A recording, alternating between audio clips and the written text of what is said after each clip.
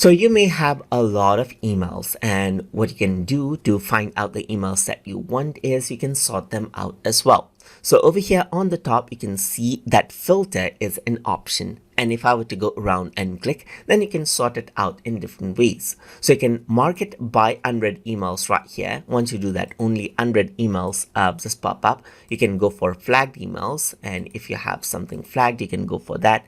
If it is to me, so emails sent to you particularly can be filtered out like that. And if you were to say has attachment, then only the emails with attachment will show up. Similarly, if it mentions you, then you can go around for mentions as well.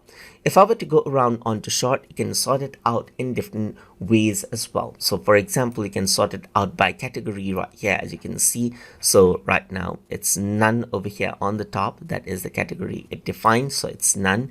Right now I haven't added in anything, that's why it is that.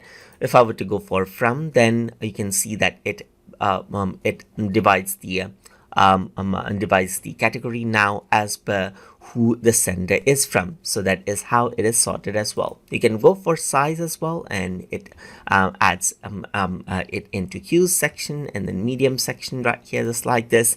And according to the size, the email is sorted out. You can go for importance, and as per the importance, it'll sort everything out right here. Then you can go for subject, and as per the subject right here, it'll just go around and sort everything out. You can also set the sort order to Z to A as well. So, or you can go for A to Z.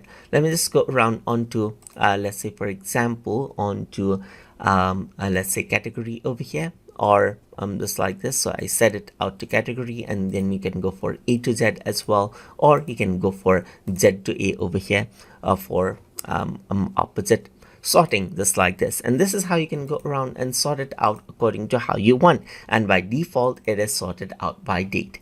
So that is how you can go around and filter out your emails and sort it out according to how you want inside of Microsoft Outlook.